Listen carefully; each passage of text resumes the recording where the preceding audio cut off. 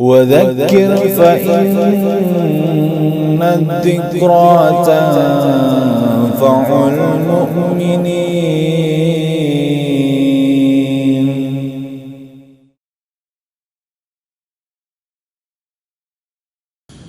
Bismillah wassalatu wassalamu ala rasulillah sallallahu alaihi wasallam. Ayyuhal ikhwanu fiddin rahimani wa rahimakumullah. Pada kesempatan kita kali ini marilah kita merenung ya akan kondisi atau keadaan kita selama hidup di dunia ini. Kita sudah banyak melihat, mendengar atau bahkan merasakan berbagai macam ya rasa kenikmatan dunia. Karena Allah memang menganugerahkan dunia ini kepada kita sebagai makhluknya. Dan kita sudah berjalan kian kemari melihat betapa banyaknya keindahan-keindahan dan kenikmatan-kenikmatan dunia. Dan kita juga melihat ya berbagai macam keindahan dunia ini apakah kita jumpai misalnya di tepi pantai, atau kita berada di pegunungan, atau kita berada di taman-taman yang menyenangkan, atau tempat manapun yang indah bagi kita. Ya, dan memang Allah ciptakan kenikmatan-kenikmatan dan keindahan dunia ini adalah untuk kita manusia, agar kita bisa bersyukur, agar kita bisa berterima kasih, dan dengannya lah kita bisa sujud, ya, kita bisa ruku, kita bisa beribadah kepada Allah Jalla wa'ala. Ya, namun sayang banyak di antara manusia dengan kenikmatan-kenikmatan itu lalu dia terlena, lalu dia itu terlupa untuk beribadah kepada Allah, ya, karena dia sangat memuja, dia sangat mementingkan kehidupan dunia, dan dia merasa aman dan tentram dengan kehidupan dunia, sehingga dia tidak bersyukur kepada Allah, dia tidak mau beribadah kepada Allah Jalla wa'ala.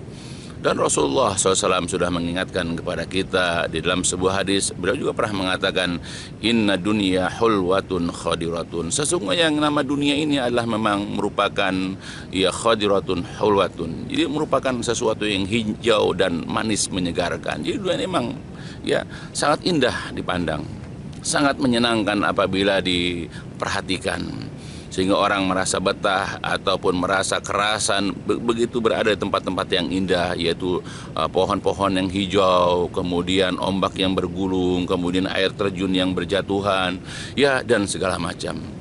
Ya, dan juga dunia ini halwah, yaitu ya manis, menyegarkan, makanan-makanan yang rasanya nikmat, minuman-minuman yang rasa menyegarkan. Memang itulah yang namanya sifatnya dunia. Maka di antara manusia, karena saking menikmati apa yang dilihat dan menikmati apa yang dirasakan, sehingga dia lupa untuk berterima kasih, bersyukur kepada yang menciptakan dunia tersebut. Ya, dan bahkan tidak jarang kita jumpai banyak sekali di antara manusia yang mereka berusaha mendapatkan kenikmatan-kenikmatan dan keindahan-keindahan dunia ini dengan mengabaikan, ya, dengan tidak peduli, ya, dengan tujuan Allah menciptakan mereka, ya, untuk beribadah kepada Allah. Ya, bisa kita perhatikan bagaimana orang-orang kafir, bagaimana orang-orang musyrik, ya, bagaimana juga para pendosa, orang-orang yang gemar berbuat dosa, ya, mereka dilalaikan, ya, hidup mereka dari beribadah kepada Allah. Mereka disibukkan untuk mengejar dunia, lalu menikmati dunia, dan tiba-tiba mereka mati. Tidak ada bekal kebaikan, tidak ada bekal keimanan yang mereka bawa ke alam kubur dan juga alam akhirat nanti. Dan ini jangan terjadi pada kita. Hati-hati dengan dunia. Dunia ini adalah merupakan salah satu fitnah, yaitu fitnah syahwat. Ya, kita mudah tertipu, kita mudah terlena, kita ini mudah sekali terjatuh ke dalam perangkap fitnah syahwat ini. Karena berapa banyak di antara umat manusia, bahkan kaum muslimin, mereka itu ketika jatuh dalam perangkap fitnah syahwat ini terhadap dunia, lalu mereka kemudian terkurung, ya, dan bahkan mereka itu terikat, ya, sehingga mereka tidak bisa keluar lagi dari perangkap fitnah syahwat ini. Cinta mereka kepada dunia luar biasa. Mereka tidak mau mati, mereka tidak mau kehilangan nyawa mereka untuk mempertahankan dan mendapatkan dunia.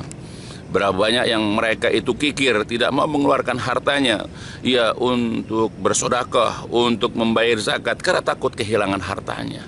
Dan berapa banyak juga orang yang mengabaikan kewajiban-kewajiban, ya apakah membayar zakat, apakah menunaikan ibadah haji karena takut hartanya berkurang. Dan bahkan berapa banyak orang-orang yang mengabaikan aturan-aturan syariat sehingga mereka mengambil atau memperoleh untuk mendapatkan harta-harta dunia, kenikmatan-kenikmatan dunia itu dengan cara-cara yang batil. Oleh sebab itu Allah Jalla wa'ala mengingatkan kepada kita, jangan kita menempuh atau mendapatkan harta dunia ini dengan cara-cara yang batil. Allah Jalla wa'ala berfirman di dalam banyak ayat, di antaranya Allah Subhanahu wa ta'ala berfirman di dalam surat Al-Baqarah, A'udzu billahi minasyaitonir rajim, wala ta'kulu amwalakum bainakum bil batil. Wala, dan janganlah, takulu kalian memakan, amwalakum harta-harta kalian, bainakum di antara kalian, bil batil dengan cara-cara yang batil. Ngerti ya? Jadi kita untuk memperoleh harta, untuk mendapatkan kenikmatan dunia yaitu harta, yang dengan harta ini ya kita bisa pergi ke sana, bisa pergi ke sini, bisa menikmati makanan ini, bisa menikmati makanan itu dan seterusnya. Itu dengan harta, dan kita tidak boleh memperolehnya, kita tidak boleh mencarinya dengan cara-cara yang batil. Apakah dengan cara mencuri, apakah dengan cara korupsi, apakah dengan cara membegal atau merampok, ya apakah dengan cara memakan harta anak yatim, apakah dengan cara melakukan penipuan-penipuan atau apapun.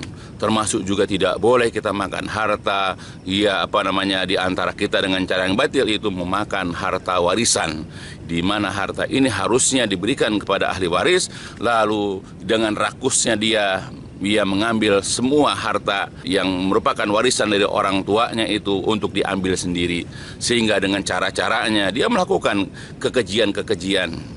Ya apakah misalnya dia dengan cara membunuh saudaranya, atau kemudian dia merubah katakanlah wasiat-wasiat misalnya, atau melakukan wasiat-wasiat, atau dia menipu dengan cara dia bermimpi ketemu orang tuanya bahwa hartanya itu hanya diberikan kepada dia misalnya, ya atau dia melakukan penipuan-penipuan atau kejahatan-kejahatan yang tiba-tiba dia mengatakan bahwa si fulan itu bukan anak kandungnya. Ya, tujuan adalah untuk dia menguasai harta itu sendirian. Ya, nah ini adalah merupakan salah satu di antara memakan harta di antara kalian dengan cara yang batil. Dan ini banyak sekali orang yang seperti ini, terutama dalam masalah warisan. Berapa banyak hanya gara-gara masalah warisan seorang kakak atau seorang adik membunuh saudaranya. Ya, yang tadinya mereka itu akrab ketika orang tua masih ada, tetapi ketika orang tua sudah tidak ada, mereka saling berebut harta warisan. Yang tadinya hubungannya baik kemudian menjadi renggang. Nah inilah yang terjadi.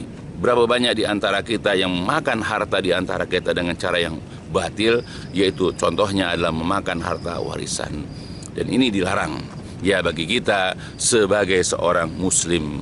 Ya kalau seandainya kita mengabaikan ya ketetapan Allah di dalam Al-Quran seperti tadi dalam Quran surat Al-Baqarah ini, jangan kalian memakan harta kalian di antara kalian dengan cara yang batil, maka ini adalah merupakan bentuk larangan. Ini adalah ketetapan Allah.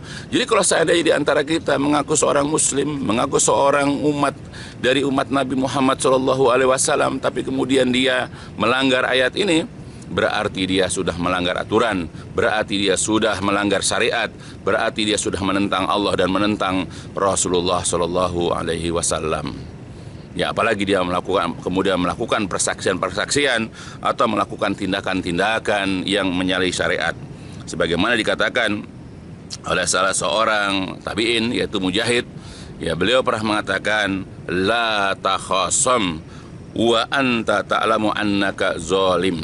Ya, la takhasam, janganlah kalian bersengketa. Ya, jangan kalian mencari-cari sengketa dengan saudaramu atau dengan siapapun, wa anta, sedangkan engkau ta'lamu, mengetahui, annaka zalim, bahwasanya engkau adalah berbuat zalim, sebagaimana dalam tafsir Ibnu Abi Hatim.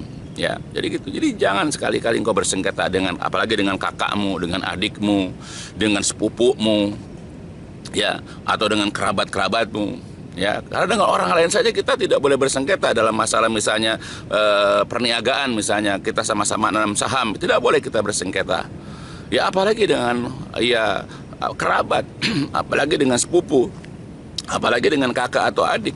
Ya la takhasam, jangan kamu bersengketa ya sedangkan engkau mengetahui bahwasanya engkau berada di pihak yang zolim. Kelak ya orang-orang yang seperti ini akan merasakan akibatnya, akan merasakan efeknya kelak di hari kiamat. Ya, karena orang-orang yang seperti ini kelak ya akan mendapatkan balasan, akan mendapatkan ganjaran, yaitu keburukan kelak nanti di hari kiamat. Ya, karena Allah banyak sekali sudah mengingatkan kepada kita ya agar kita tidak boleh melanggar aturan-aturan dari Allah Subhanahu wa taala. Sebagaimana di dalam masalah warisan, ya Allah sudah menjelaskan tentang bagaimana pembahagian warisan. Lalu Allah setelah itu mengatakan, tilka hududullah wa may yuti'illaha wa rasulahu yudkhilhu jannatin tajri min tahtihal anhar khalidina fiha wa dalikal fawzul azim. Itulah batas-batas hukum, ketetapan-ketetapan Allah. Barang siapa yang taat kepada Allah dan Rasulnya, Allah akan memasukkan dia ke dalam surga yang mengalir sungai-sungai di bawahnya, kekal mereka di dalamnya. Itulah keberuntungan yang sangat besar. Itu kata Allah, itu adalah ketetapan-ketetapan Allah. Itu adalah merupakan hukum-hukum. Itu adalah merupakan ya batas-batas hukum Allah. Nah, kalau kita taat kepada Allah, taat kepada Rasul, Allah akan masukkan kita ke dalam surga. Kebalikannya, wa may ya'sillaha wa rasulahu wa yata'adda hududahu, barang siapa yang menentang Allah, barang siapa yang menentang Rasulnya, dia tidak mau mematuhi ketetapan Allah, dia tidak mau mematuhi ketetapan Rasul, dan wa yata'adda hududahu, dan dia melanggar hukum-hukum Allah, dia melanggar ketetapan-ketetapan Allah, dia ingin menguasai sendiri harta warisan itu untuk dirinya, maka yudkhilhu naron, Allah akan masukkan dia ke dalam neraka, khalidan fiha, di mana dia akan kekal di dalamnya, walahu azabu muhin, dan dia akan mendapatkan azab yang menghinakan. Itu dalam Al-Quran surat An-Nisa. Nah itu, jadi kita harus berhati-hati ya. Jadi banyak orang memperoleh atau berusaha mendapatkan kenikmatan dunia, yaitu harta misalnya, tetapi ya dia mencarinya, memperoleh dengan cara-cara yang batil tadi. Apakah dengan korupsi, apakah dengan mencuri, apakah dengan menipu, ya merampok, membegal, ya termasuk juga makan harta anak yatim. Apakah juga dia kemudian ingin menguasai harta warisan sendirian, sedangkan saudara-saudaranya banyak. Dan ini adalah perkara yang banyak terjadi, bukan hanya kepada orang kafir, bahkan di antara kaum muslimin pun ada yang demikian. Dia rakus, ya dia ingin menguasai sendiri harta warisan dari orang tuanya, maka dia mencari berbagai macam cara. Apakah dia dengan membuat-buat misalnya ya surat wasiat palsu misalnya, atau merubah surat wasiat yang sudah ada misalnya, padahal wasiat kalau orang tua sudah meninggal tidak berlaku, karena wasiat itu adalah untuk orang yang bukan ahli waris, tapi dia buat seakan-akan itu adalah merupakan wasiat dari orang tuanya. Atau dia merasa bermimpi ketemu orang tuanya, bertemu dengan kakeknya, lalu mengatakan demikian-demikian, dan itu menjadi dalih. Pada mimpi tidak bisa menjadi dalih. Ya, atau dia menuduh bahwa si fulan itu bukan anak kandung dari ininya, dia si fulana bukan anak kandung. Ya, sehingga ketika orang-orang percaya, maka otomatis nanti ya orang-orang yang dituduh itu bukan anak kandung, sehingga dia bisa menguasai hartanya sendiri. Maka tunggu, ya Allah akan masukkan dia sebagai balasannya ke dalam neraka jahanam. Aliyubillah. Hanya gara-gara harta 100 juta, 200 juta, bahkan 1 miliar, 2 miliar yang dia nikmati di dunia ini, yang juga kelak akan habis, yang kelak juga dia akan mati. Tapi nanti efeknya di hari kiamat, gara-gara dia makan harta orang dengan cara yang batil, maka dia dimasukkan ke dalam neraka. Aliyubillah. Hati-hati dengan fitnah syahwat dunia ini. Ya, karena tidak akan ada orang yang selamat dari fitnah syahwat dunia ini kecuali adalah orang-orang yang bertakwa. Maka ingat wahai saudara-saudaraku, anak-anakku, saudara-saudaraku, hati-hati dengan fitnah syahwat terhadap dunia ini. Jangan hanya gara-gara kita ingin memiliki harta sekian banyak, lalu kita seenaknya melakukan perbuatan-perbuatan yang dilarang oleh Allah Ta'ala dan juga oleh Rasulullah SAW. Nikmatnya kita rasakan sebentar, tapi azabnya sangat panjang. Ya, mudah-mudahan ini menjadi pelajaran, ini menjadi pencerahan, ini menjadi perhatian bagi kita dalam meniti kehidupan kita di dunia ini, supaya kita nanti selamat ya di kehidupan berikutnya, itu kehidupan akhirat. Ini aja barangkali sedikit nasihat untuk semuanya agar kita senantiasa berhati-hati di dalam meraih, memperoleh yaitu kenikmatan-kenikmatan dunia. Ya, barangkali cukupan dulu. Walhamdulillahalamin. Subhanakallahumma wa bihamdika asyhadu an la ilaha illa anta astaghfiruka wa atubu ilaik. الدين النصيحة قلنا لمن يا رسول الله قال لله ولكتابه ولرسوله ولأئمة المسلمين وعمتهم